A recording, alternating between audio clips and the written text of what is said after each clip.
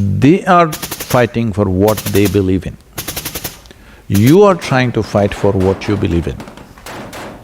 And this will go on endlessly, you understand? Either you must change your belief system or they must change their belief system. And that doesn't look like in your future, all right? But this is the dilemma of being human. Somebody crosses your boundary, you may have to kill him, but you don't really want to kill him. This is the struggle of being human.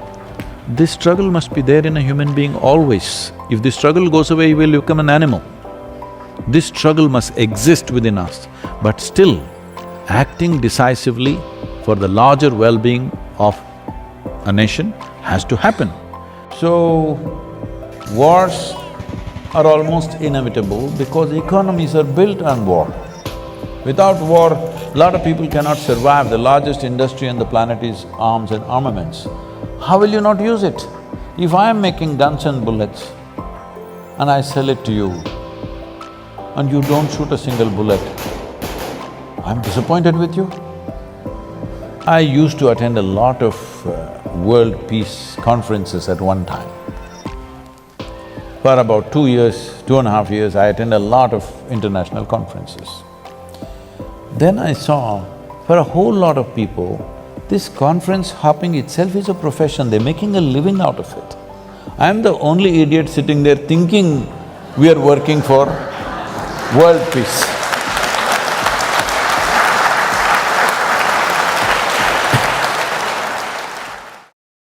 See, as I said earlier, we're still not in that level of human consciousness where all boundaries and borders can be just wiped out and human beings just embrace each other and live. There's no such love affair going on, okay? Still, national identities, religious identities, various other kinds of ideological identities set us against each other. It is as simple as it is, but when it comes as to how it manifests on the ground, it's too complex. It's not something you can solve like that. So, in the making of a nation, one important thing is the sovereignty of the nation. Because nation exists only because of its borders. This may be an unpopular thing to say in United States right now, but but you call something a nation, only the first and foremost is the geographical border, isn't it? Well, people can go this way, that way, people can change their language, people can change their religion, people can change their beliefs and ideologies, but it's the geography which is the first dimension of making of a nation. So this sovereignty should not have been dragged for so long after independence. It's a serious mistake. It should have been settled immediately. But unfortunately, they did not settle it for… I mean, I don't want to make a political postmortem now, but it's a serious mistake not to settle the sovereignty of the nation, not to fix the boundaries and say, this is it. Still, it is a line of control. It's not the national borders, it is still a line of control which is always out of control. And there are various things, I don't want to give a political commentary now. So you're asking about the mindset. The mindset is like this. This has been in many ways put across. They are fighting for what they believe in. You are trying to fight for what you believe in. And this will go on endlessly, you understand? Either you must change your belief system or they must change their belief system. And that doesn't look like in your future, all right? That doesn't look like that. But either you must have the wisdom to end the enmity. You must kill the enmity. You must have that wisdom. If there is no room for that wisdom, unfortunately, it will naturally translate into killing the enemy. It will naturally go there. Whether you am I propounding this? No, it will naturally get there, whether you like it or you don't like it. So just because somebody lives across the border, do you want to kill them? Definitely not. But at the same time, do you want to protect what you see as this nation? This is an unfortunate dilemma of being human. If you were an animal, anybody crosses your boundary, enters your territory, you just kill him, all right? Hello? But this is the dilemma of being human. Somebody crosses your boundary, you may have to kill him, but you don't really want to kill him. This is the struggle of being human. This struggle must be there in a human being always. If this struggle goes away, you will become an animal. This struggle must exist within us, but still, acting decisively for the larger well-being of a nation has to happen. Why I'm talking about a nation is, for me, nation is not a political entity, nation is not my nationalism, I don't belong to that. For me, nation is the largest amount of population you can address right now. If you want to bring well-being, you cannot address the globe. Hello? You cannot address the whole globe just like that. It is not within your means to address the globe. The best thing you can address right now, the largest human entity you can address right now is nation. If you go down, maybe there are states, maybe there are religions, maybe there are castes and creeds and all kinds. Don't go there. Address the nation because it's the largest segment of humanity you can address right now. In that context, sovereignty of the nation becomes of prime importance. Well, what has to be done, but we must have pain in our heart. Even when we cause damage to somebody who is a threat to us, we must have some pain in our heart, otherwise we will lose our humanity.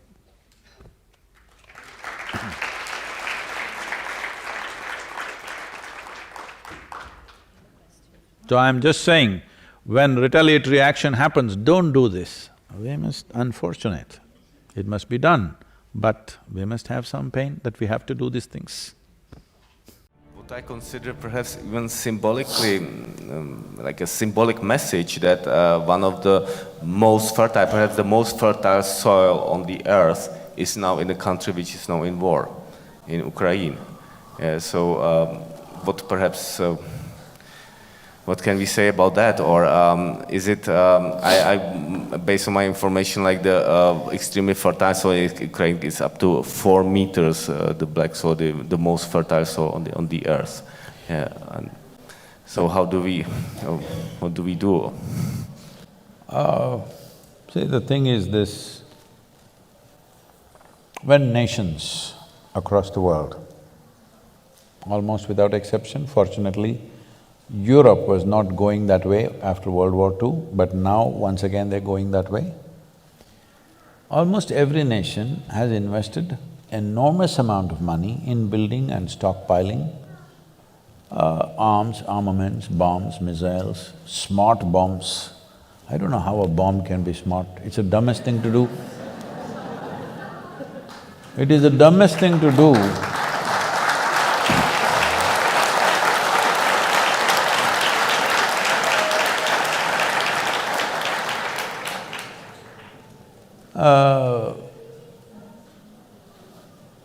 See, at least if I pick a fight with you with a sword or a stick or something, there is some crude animalistic pleasure attached to it.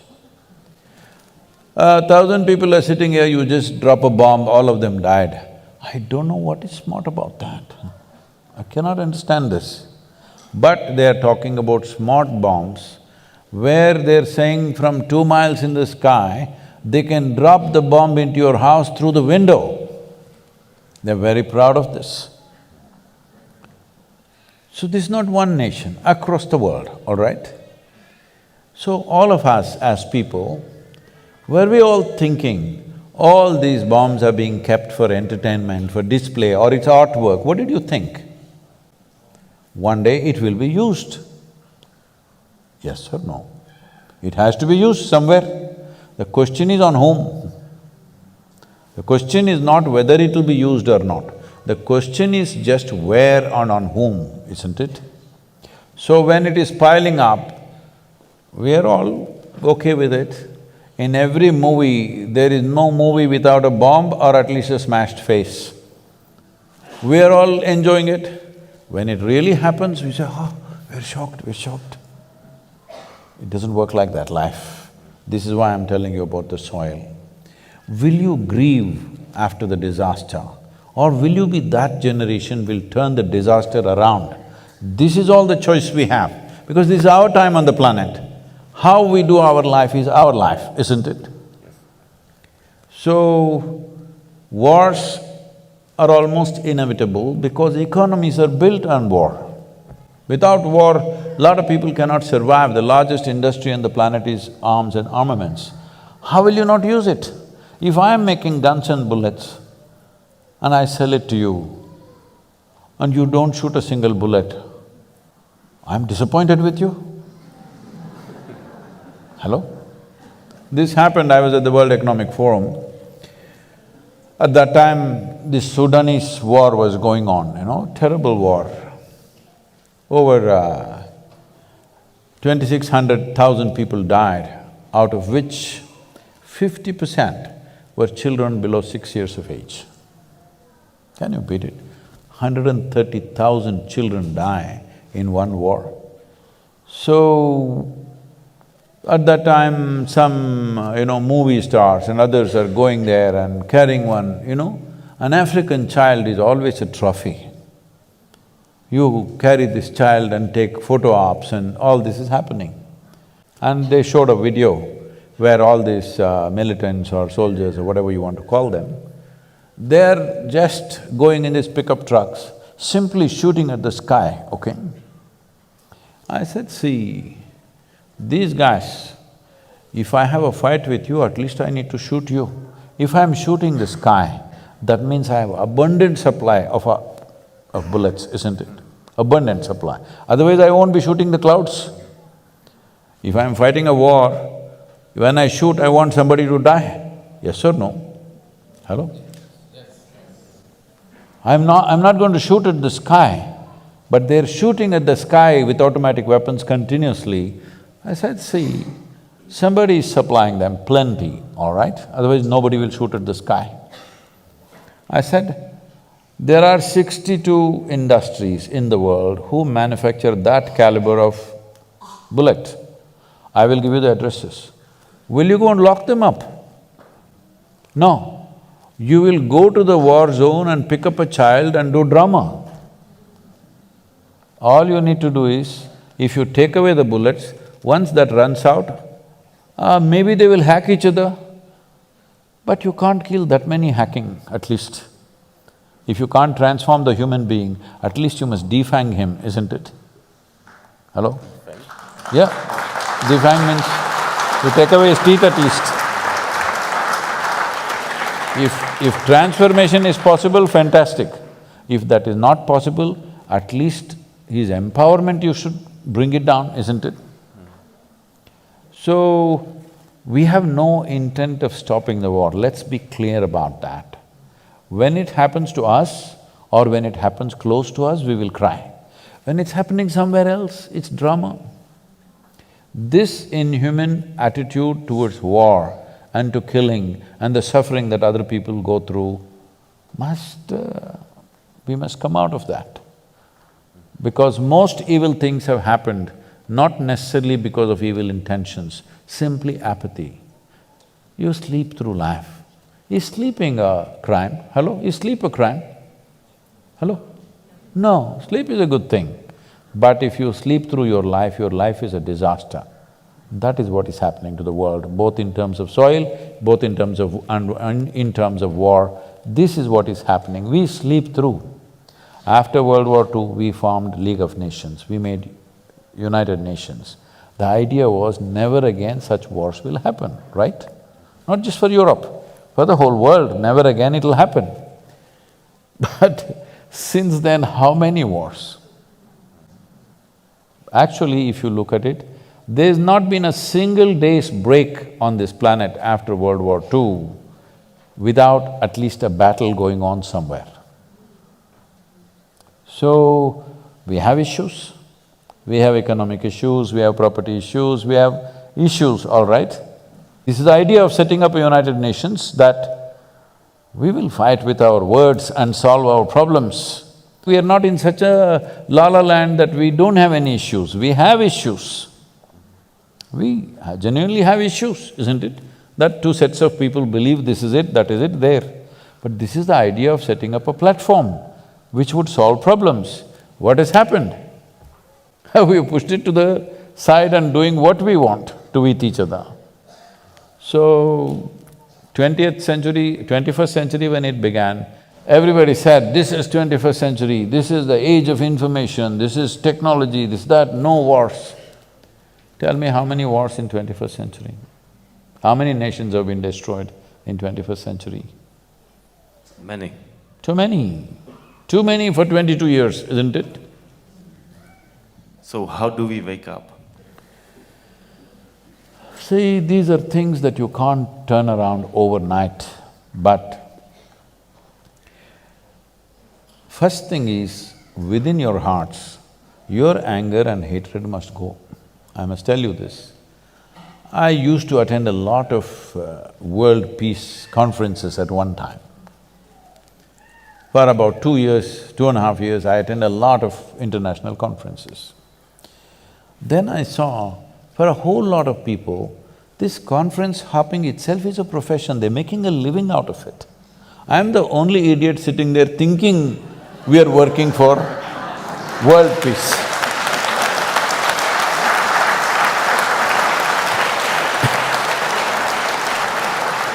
So I was in a very prominent conference, 42 Nobel laureates were participating and a few ex-heads of state and all that stuff.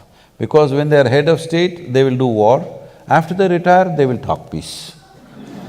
This has been the way of the world.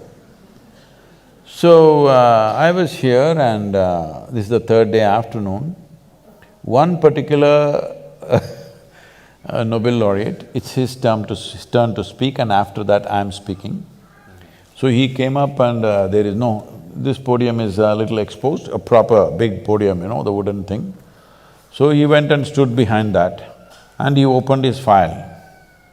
He looked down, he never lifted up his head up. He read 42 pages. And I was sitting in the front row trying to grasp every word. I'm watching every page. 42 pages he flipped. Then I look around, the hall is absolutely peaceful. Because everybody, except the security and a few staff who are standing, everybody has fallen asleep. Then I thought, this is world peace for sure.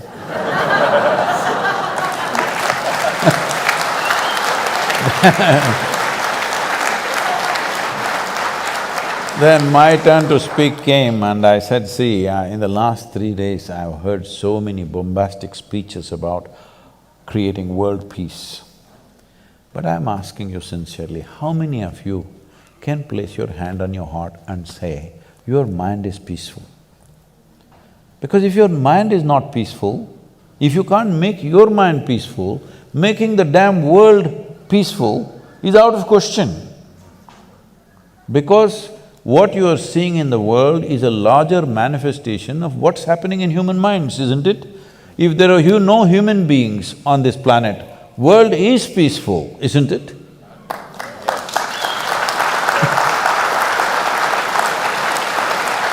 So then I inquired why in the afternoon session everybody has fallen asleep uniformly.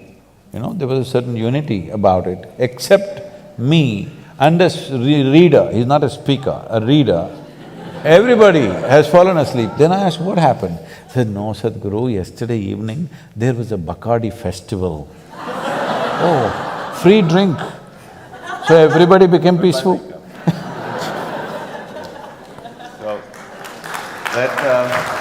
That was the last World Peace Conference I went to. So let us make the wish to make our minds peaceful globally, and I think Olga wants to… No, this is the whole thing. We can't make everybody's mind peaceful. You can make yours peaceful I can make mine peaceful, she can make hers peaceful, this is the only way it works. This is the problem. We talk about a world, we talk about a society, we talk about a humanity. No, all these are just vocabulary. There are only human beings. If this one and this one does not solve their problems, the world's problems are never gone. It will manifest in so many ways.